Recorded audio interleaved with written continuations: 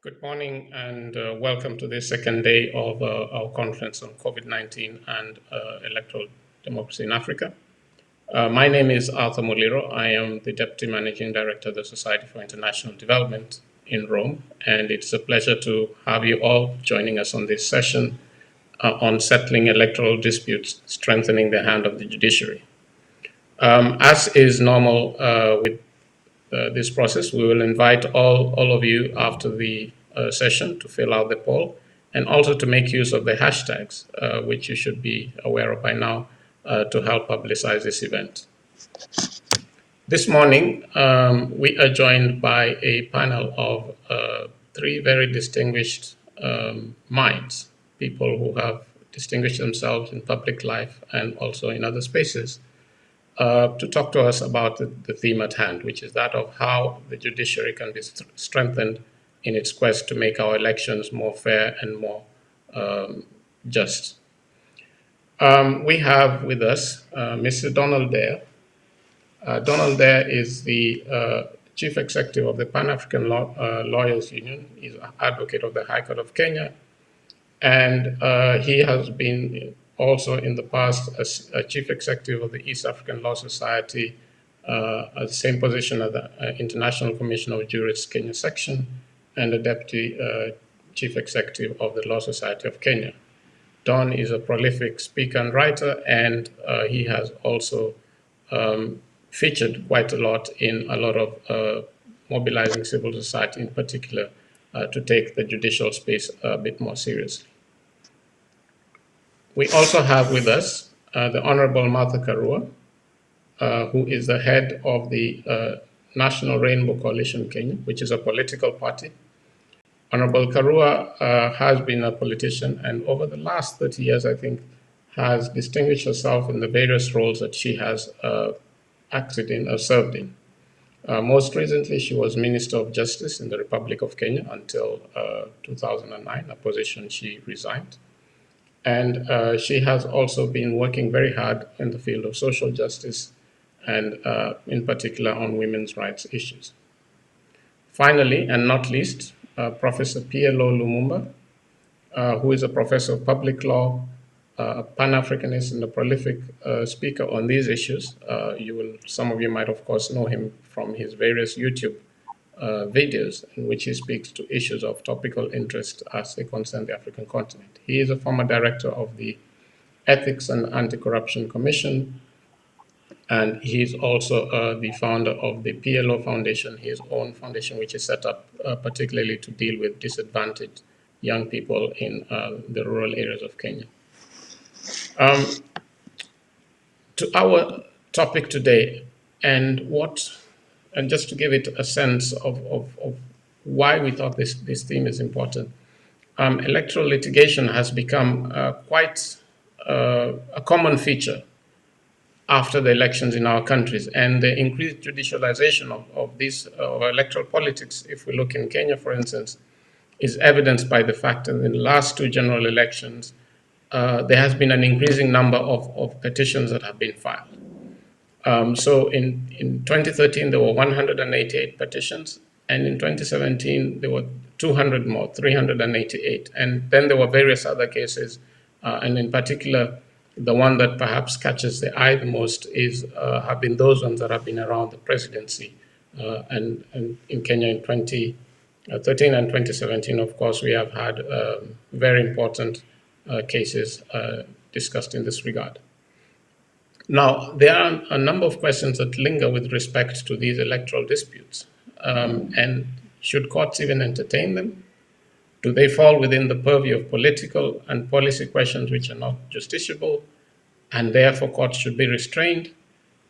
And secondly, can African courts adjudicate electoral disputes, particularly presidential ones, and institutionally survive the corrosive effect of our politics? And third, what is the emerging body of jurisprudence, and what is the real jurisprudential and juridical value of what is emerging?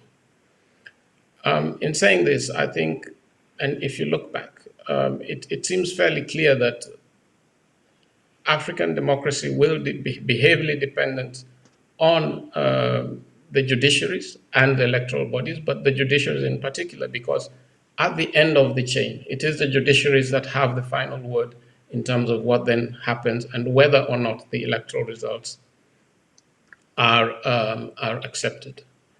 So, what I would like to ask the three panelists, and we'll have this in open conversation. There is this argument that is being made that judiciaries are increasingly getting involved in politics and that every political dispute is being taken to court, and we are no longer using political frameworks to solve political questions, but the law courts. Is this true, and is this necessarily a good thing or a bad thing? Let's start with you, Professor Lumumba.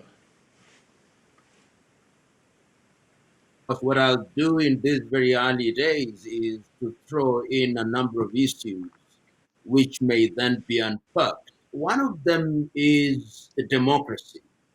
There is a tendency, particularly for us who have had the advantage of Western education, to believe that democracy, as defined by the conceptual West, is what democracy is all about.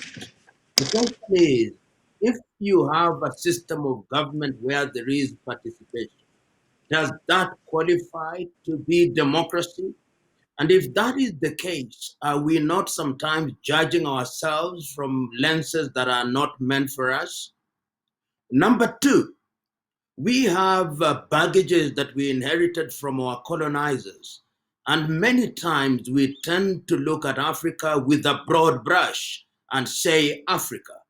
If we say Africa, is it true of the former Portuguese colonies, how they deal with their disputes? Is dispute resolution in Angola or in Mozambique or Guinea-Bissau or Cape Verde the same as it is in Uganda or Tanzania? Is the model that is used by former French colonies, where the results of an election are subjected to judicial scrutiny before they are actually formally declared as good and valid, also not another model? Or the very controversial and adversarial method that you find in countries such as Kenya, Uganda, Zimbabwe, Zambia, and Malawi, and indeed Rhodesia and Ghana, which allows for petition? Is that also another method? Which begs the question, do they descend into the arena and engage in political mood reading, such as some have argued in the recent petitions in Zimbabwe between Chamisa and Mnangagwa, or what we saw with Chakwera and the president, the former president of Mbingu Mutharika, Patrick wa Mutharika in Malawi, or Atiku and Buhari, or in Kenya between Raila Odinga and Uhuru Muigai Kenyatta, and Kizza Besigye and Yoweri Kaguta Museveni. So that what we see is not jurisprudence in that sense, but what I have described elsewhere as polyprudence.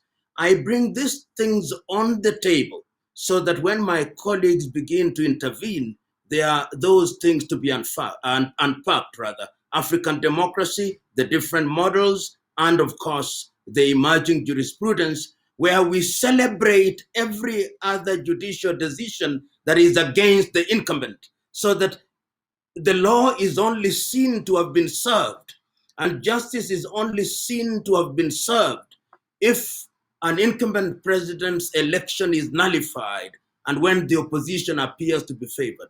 I want to rest my case for the moment. Thank you. Thank you, Professor Lumumba.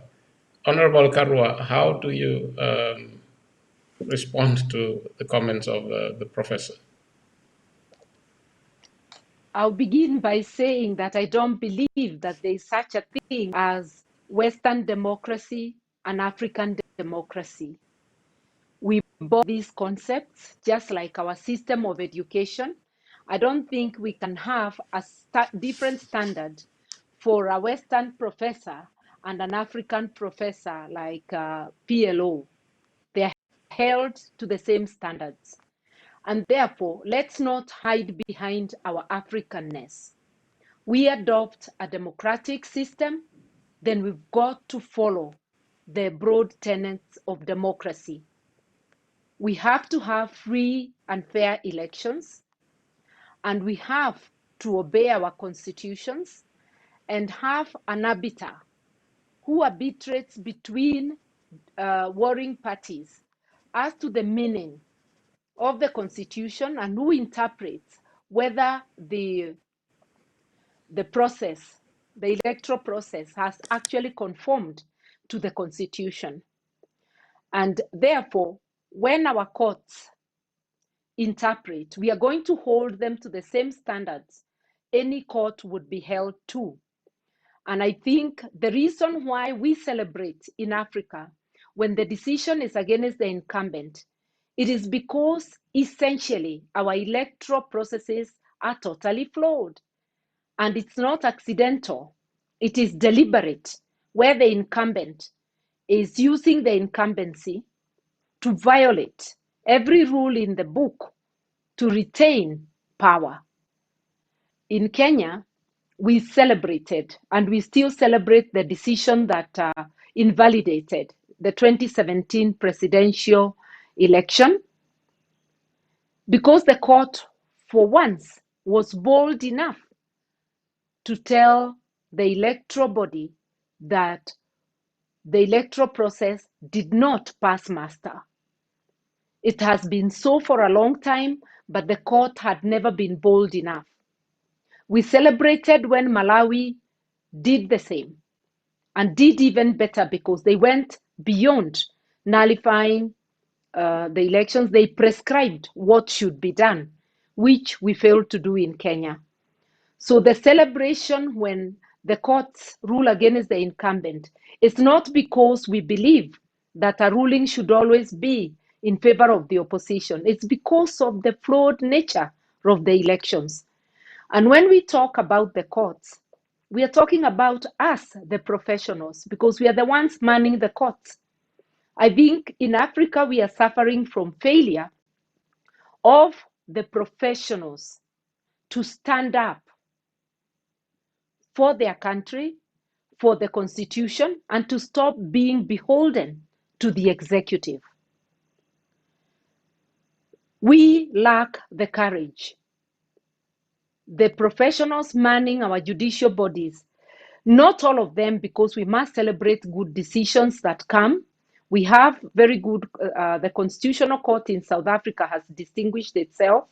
In Kenya, our Human Rights Division has some very good decisions. But maybe what we are looking for is consistency in interpreting and enforcing the Constitution.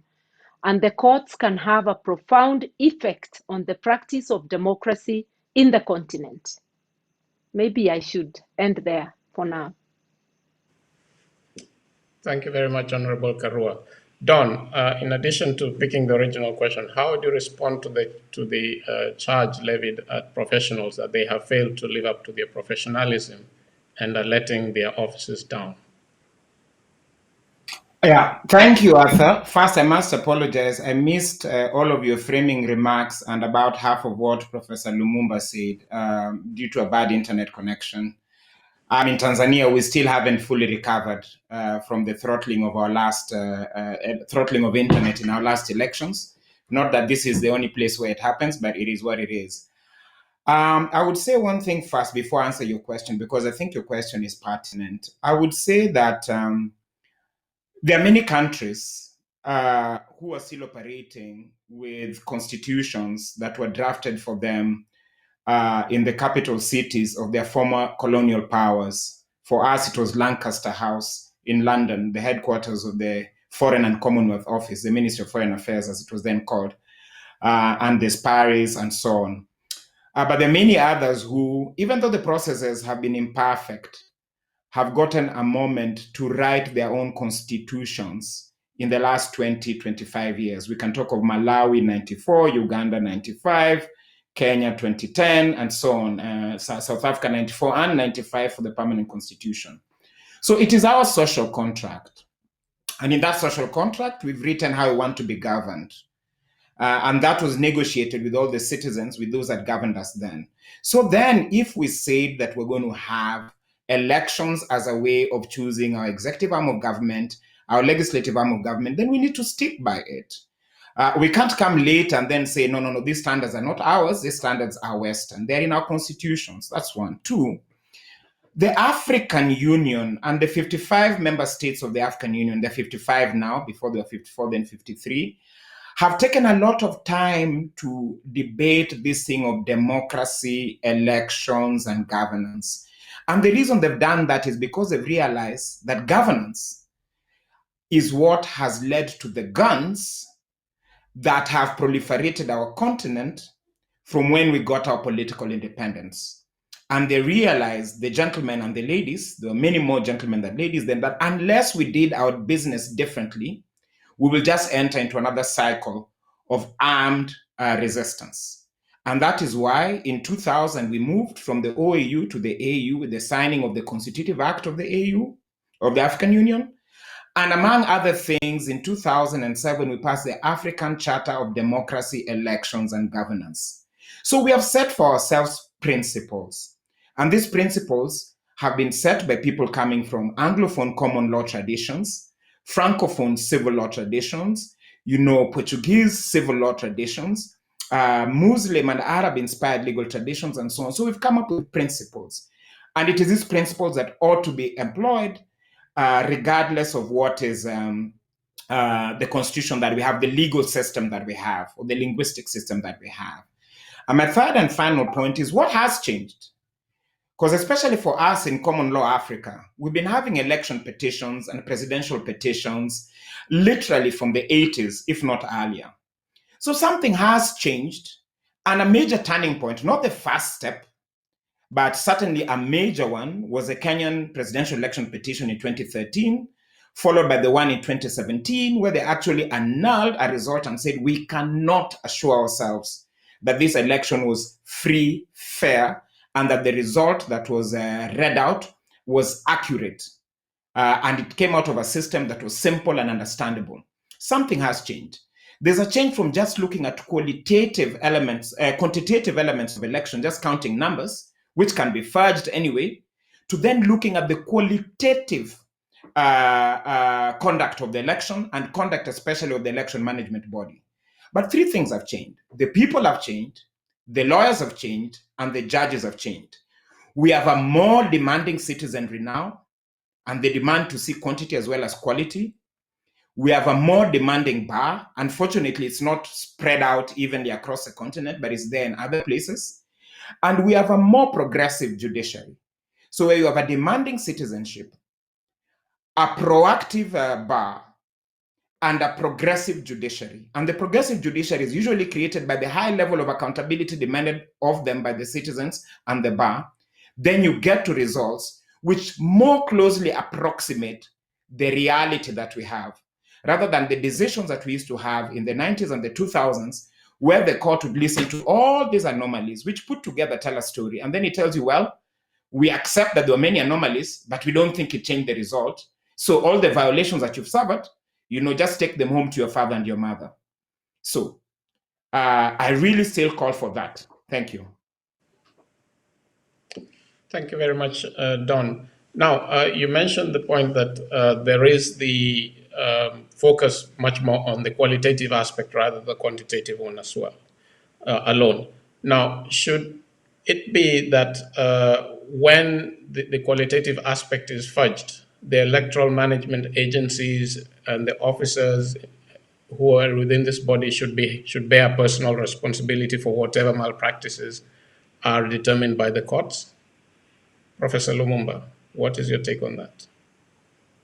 Let me start by addressing a few issues, and these do not necessarily represent my views, but they are things that I think that we ought to consider.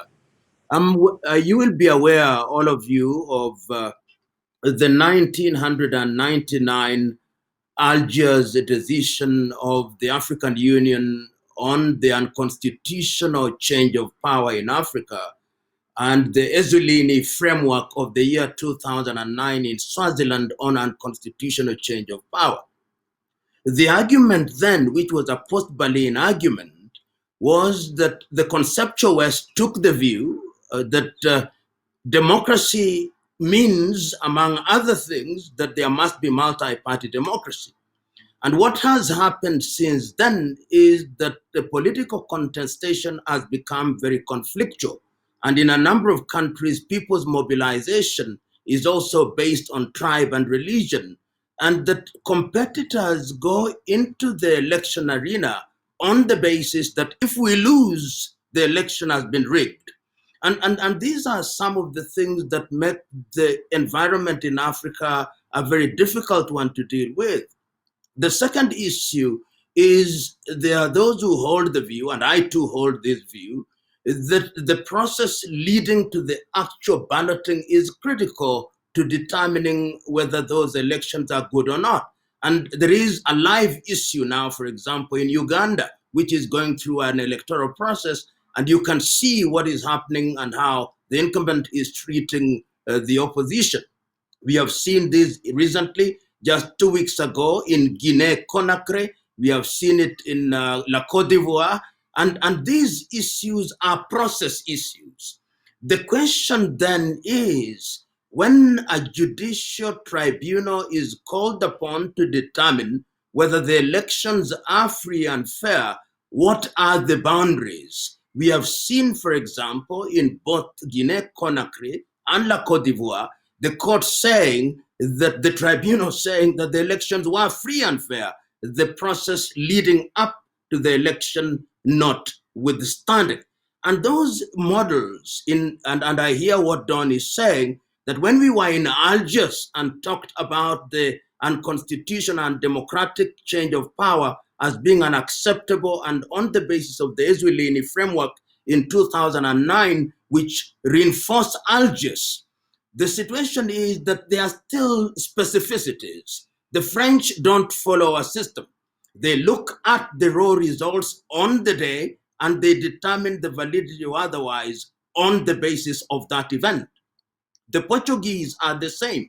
Even we too, in the tradition that we may call, for want of a better word, a common law tradition, which it is not, we are of the view that what we want to see is fundamentally what happens on the election day. We don't, for example, ask ourselves how are people registered to vote. And these, I think, present problems for which I have no answer, but for which I think there is a need to re-examine the processes and to determine how it is that we can minimize, if not eliminate, in order to determine that indeed these processes, which are designed to demonstrate that the people's will has been expressed in an equivocal manner, so that even if one loses, they know that there was no equivocation in the people's articulation of their views via the ballot. Thank you, Prof. Honorable Karua, your thoughts on the matter? I'm just thinking in my mind that there is still something more the courts could do. Apart from examining the entire process, because it matters, to see whether the elections were free and fair, the court, upon pronouncing itself, especially where the court agrees that the elections were not free and fair, must go further and order the electoral body to correct the anomalies before any repeat poll. But what happens in this country, and I'm sure pretty much elsewhere, is that even when the election is nullified, the very same offending officers are the same ones who will again supervise another election, and there's normally no pronouncement regarding the conduct that made the elections nullified in the first place. And for that, I think that the courts have a big role to play in helping us to ensure that we follow the rules that we make. And if, for instance, in the Kenyan case, after the presidential election was annulled, if the court had gone further and ordered the Electoral Commission to ensure that the transmission of results, or rather the servers were availed to both parties to check, then the repeat election, there would have been no boycott of the repeat election. And that is something we could be falling back on whenever there is a dispute. Then I go further and say, the reasons that the Kenyan courts nullified the elections is because the Electoral Commission could not produce the electoral records for verifiability. If the same standard was applied on the other 300 plus petitions, the result would have been nullification of all those elections. But a different standard was applied for the parliamentary than for the presidential and for the gubernatorial.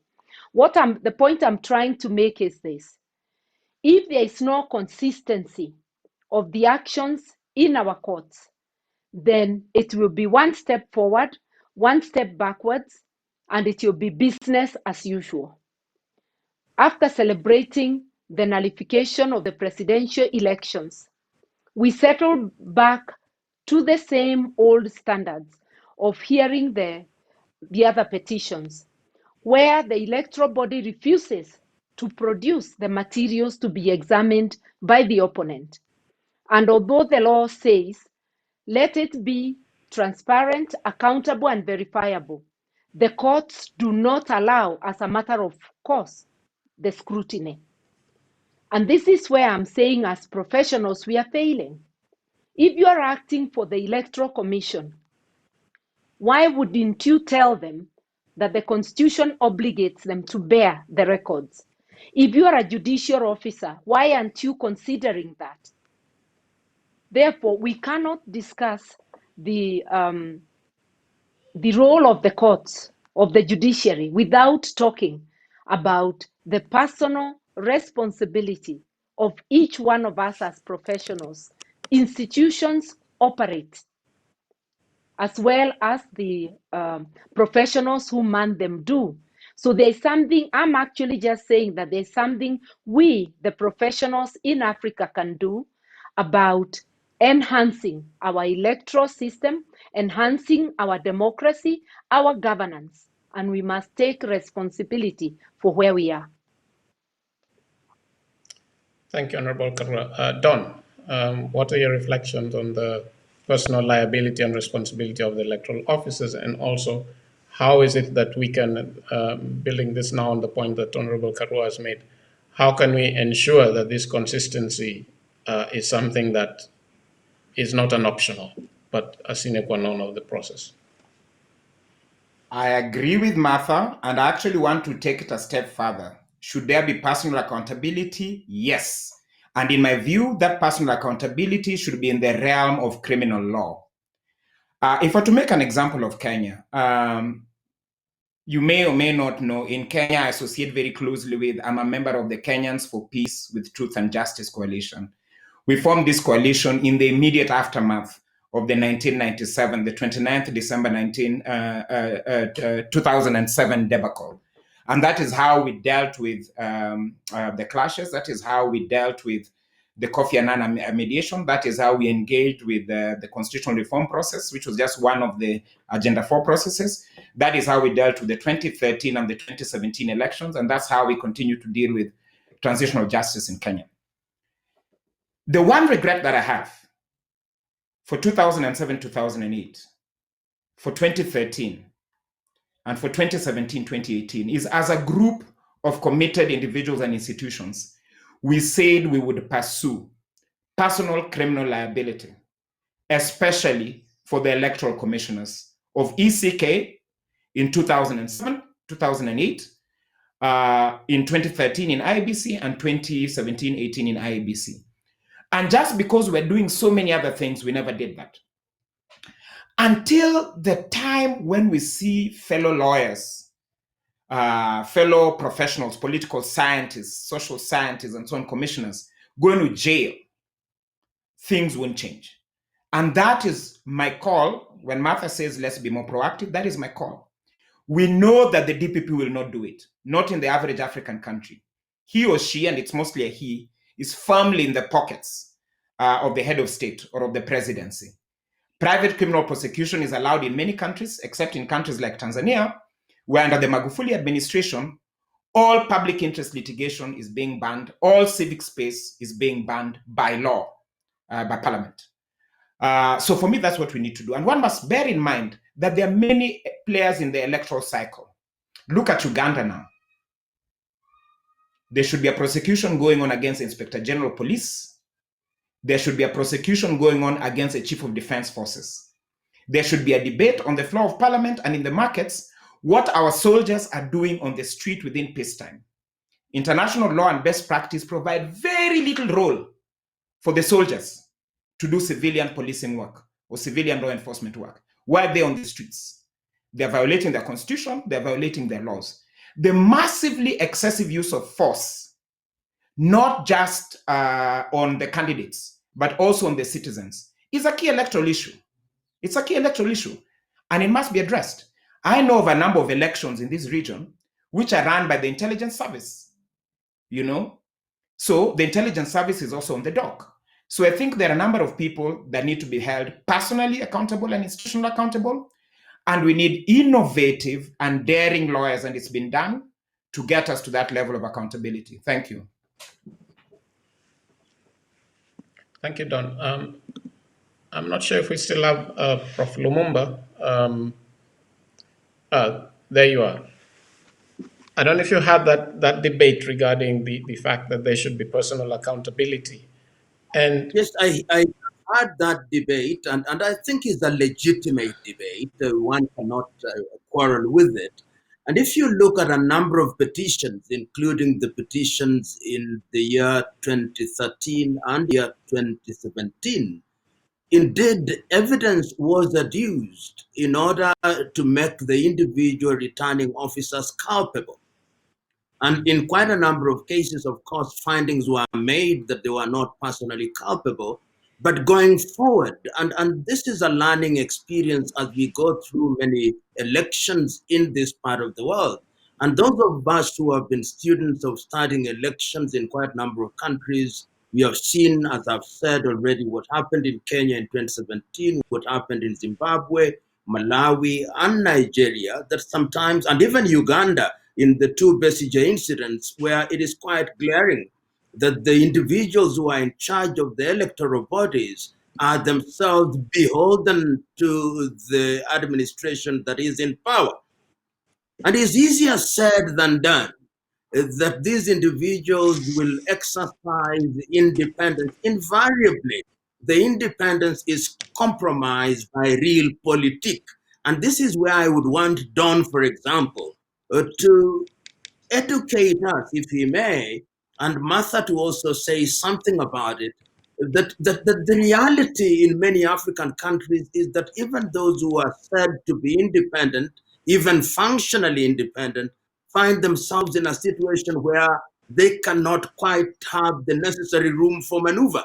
These real politic issues stand in the way of the kind of independence that we desire, and which, if one were to be harsh, would call textbook. But it is a journey, and I think the marketing is beginning to help. There is one thing on which I must agree with Martha, and that is the question of standards. In the Kenyan electoral system, where there was a finding that the presidential elections were not up to scratch, I hold a different view, which I articulated. Having made that finding, which I respect, having made the finding that the register was flawed and that it is the same register, how then can you in good conscience say that the gubernatorial elections held under that particular electoral roll, the MP election and the MC election can stand.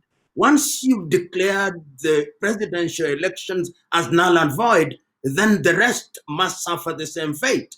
And that is where I fault our judiciary, inconsistency. And when you have jurisprudence that is not inconsistent, then the net effect is that you lose the ground that you appear to have gained.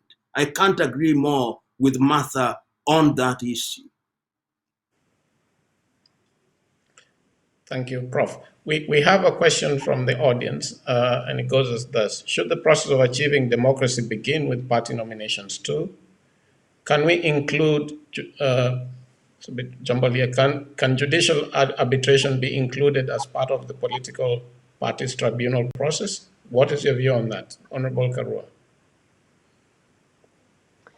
In Kenya, there is political parties tribunal where such matters are thrashed. And my answer is yes, because when there is a dispute between a party member and the political party, we must have an arbitration process. And that is the quasi-judicial body, the political parties tribunal. But we also can do better to minimize those disputes. And here again, I'm talking about the elite and business people. You find that in most of our countries, political parties are populated by people who want,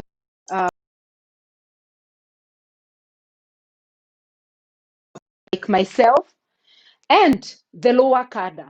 The professionals avoid political parties, although they ought to know that their lives are determined by politics. If we have the elite join political parties, then they'll be able not only to contribute to policy and to fund the parties, they'll also be able to instill accountability in political parties. And that accountability is what will improve the standards, institutionalize the political parties, and ensure that the nominations are free and fair. That way, we will not clog our judicial system with too much litigation. Also for the elections, because this is a chain that goes right up to the national elections. If we follow, for instance, in Kenya, our constitution, which allows public participation, then the organization of elections, both at the national and at the county level, there will be public participation. What do I mean by public participation? At the national level, we have a liaison committee made up of political parties, representatives of political parties. We can have the very same thing at the county level, and the organization of elections can be done by the electoral officials in conjunction with the liaison committee at the county level. That way, the electoral body employees will not be beholden to the party in power. They will know they are answerable to the stakeholders. If we democratize the way in which we plan our elections, right from our political parties to the actual elections, then we will minimize the disputes that go to court. And if we follow our laws, our constitution and laws, we make the elections open and transparent. We make all the parties witness the counting. And if there is a dispute, if they want a recount, if it is open and transparent, why would anybody say no? That way we will minimize the disputes. So let us follow our constitution and let us be active citizens. Let us not shun politics and then worry about governance. The two go hand in hand. Thank you very much, Honorable Karua. Don? Well, I think Martha said it very well, that a start needs to be internal party democracy. And then the second level, there needs to be institutional mechanisms and dispute resolution mechanisms, such as these tribunals, specialist tribunals. and only ultimately should one resort to the court. So I agree with Martha entirely. And in fact, the question that I would ask, it doesn't have to be answered now, is can we, by the law, setting up political parties, that is if it hasn't been done, because that's not a level that I've looked into. Can we, by the law setting political parties, compel political parties to also have credible internal dispute resolution mechanisms before they even get to the political parties tribunal? So that in as much as possible, we are fostering intra-party democracy and good standards. Thanks. Thank you, Don. Professor Lumumba. By way of looking at history, and Martha will remember this very, very well, because when we were working toward the Constitution in the 2000, one of the things that was identified was that we needed to create parties which have a national character. And you see that in the relevant law now, that before you register a political party, it must actually have a footprint which is national. The idea behind this, which I think was very noble and remains noble, is that you don't have a party which is essentially a personal property of an individual. Of course, we have seen that parties, even as we speak now, are still hamstrung by dominant individuals, so that parties are identified with these individuals. But I'm not worried about that. I hold the view that it's too early to judge. It takes time for these particular parties to become institutions. And I agree, and I'm answering your question, Don. I think that there is need to strengthen the law to require political parties to hold credible internal election. Because otherwise you foster on us individuals who have come out of a flawed process. And the parties tribunal, I think, ought to be strengthened in that regard, so that if I am a member of a political party and I've seen this and you've read this, somebody who did not win the nominations is then declared as the party's candidate in a particular area for reasons that are known to us, either because they have paid money to certain mandarins within the party. We should ensure that that happens, and that if that individual proceeds further, then there should be a mechanism of having that individual being excluded from the electoral process. But I want to conclude by saying that I'm not myself worried. We may appear to be making baby steps in this regard, but remember that we are burdened by a culture which is not going to be very easy to exercise, because bad habits die very hard. And the existence of the Kenya African National Union and its bad behavior is still alive and well and resident in the minds and hearts of some of the active political players now. Talking about Kenya, of course. Thank you, Professor Lumumba. We are wrapping up the panel, and I'd just like to ask you all in a very short and pithy statement to maybe sum up. What do you see as the prospects for having, the sort of ideal judicial system that we've described here, what we'd like to see, and so on and so forth? How probable is it that we can see this emerging in our countries? And I know we've spoken about the role of professionals and so on and so forth, but what else do we need to do in order to make sure that we can move ourselves from this space in which we are complaining that the judicial system is important, but it's not working, to one where we can have a smooth and functional process? Honorable Karua, I'll come to you first.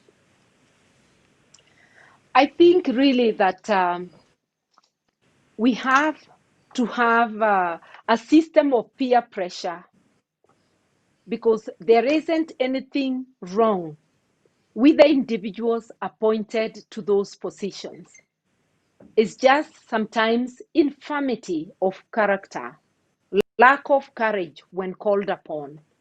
And I here must hasten to add that we've had very good decisions from the judiciary. It is just the issue of consistency, and that this whole thing, ends up being back and forth.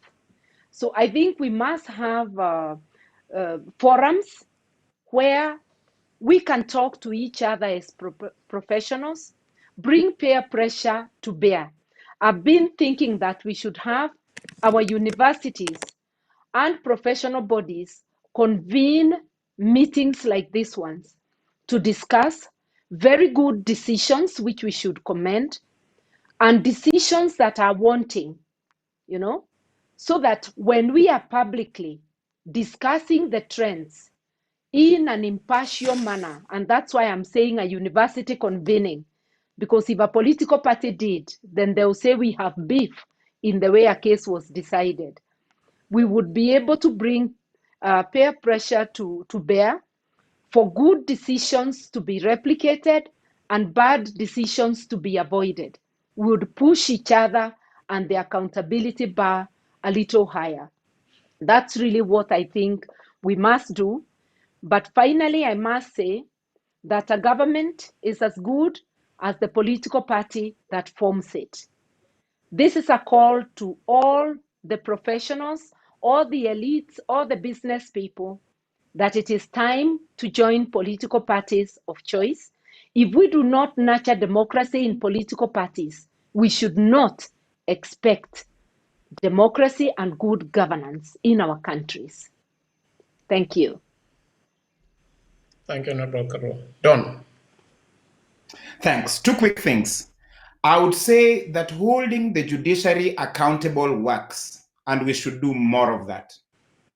Anybody that watched the 2013 trial, and so Kathy Kilonzo and I, on behalf of KPTJ, showing the videos that showed returning officers reading one set of results out in the open, then 2 days publishing something totally different, and that is what the IEBC used.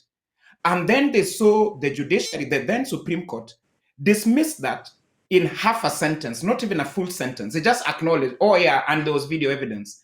For them, they didn't care about how much jurisprudence that was written in that judgment. They were like, this judgment doesn't make sense. And the pressure that the Supreme Court got out of how it conducted itself in 2013, in my view, is part of what put it under pressure to conduct itself better in 2017. And the pressure that's emerging out of 2017 will give it even more pressure when it comes to 2022. So holding them accountable that way matters. Then two, we have to find more innovative, more daring, more dramatic ways of telling the emperor that he is naked. Uhuru Kenyatta got to power in 2013 and in 2017 because of a decision of the Supreme Court. Uhuru Kenyatta is still ignoring the decisions of the same courts to appoint judges so we could get justice. I wish we could do something as dramatic as what Boniface Mwangi did a couple of years ago with the pigs in respect of parliament, to tell these emperors in Kenya, in Tanzania, in Uganda, in South Sudan, in Ethiopia, in Djibouti, in Rita, that you're naked and we, the people, can't take it anymore. So for me. Thank you, Don. Just Prof. Lumumba. and answer the question by reminding us that there are certain things that stand in the way of the kind of independence that we desire, achieving the kind of jurisprudence that we desire. And there is a burden that is inherited. We have organizations or political parties that see themselves as freedom-fighting movements, NRA, NRM in Uganda. And you remember one of the cases during a tribunal when Jim Muhwezi was brought before Justice Ogola, and he told Ogola, the judge, where were you when we were in the bush? You hid under the bed. And that is a judicial officer. So those particular attitudes are still there. SPLA, SPLM in Sudan, RPF in Rwanda, and CNDD in Burundi. And even when you come to Tanzania, which does not follow a path, CCM, every other member is a cadre of the CCM. So even as Kenya is slightly better in this regard, because I think there is not a dominant political culture, and we are ahead in this game in terms of having individuals. And once again, I think that is easier to exhibit that courage in the Kenyan system than it is in the others. But it's a battle to be fought. And lastly, I want to say, these are the kind of issues that if we were to strengthen the East African community or SADC or ECOWAS or Central Africa, you would actually agitate. And I'm very happy with Martha in this regard, that she took one of our complaints to the East African Court of Justice. We are testing jurisprudence, and we want to see courage. If I was sitting there, Martha would have found in your favor, even if it means nothing in the early days. But that is how we should test to expand this jurisprudence at the regional level and even go a little further. Why don't we even test it if you were to make it a human rights issues and go to Banjul? Sometimes you do these things, not because you'll get a favorable result, but because you are trying to test the courage of individuals and expanding the parameters of jurisprudence. So it is not for the faint-hearted, it is intergenerational and co-generational, and we play our part. Thank you very much. Let me just tell you, PLO, that your wish will be granted. Thank you. Actually, Don is my lawyer. Okay. Okay. On that note, I would like to bring this panel to an end. Thank you very much, Don Deya, Honorable Martha Karua, Professor PLO Lumumba. I think, and I just end with a quote from Nyerere in his book, Freedom and Socialism. He said, unless judges perform their work properly, none of the objectives of a democratic society can be met. I think it is up to us to make sure then that the judges will be able to perform their job well. Thank you very much to all of you, the panel and the audience, and please keep in touch. We look forward to keeping you on board for the next session. Thank you and have a good day. Thank you. Thank you.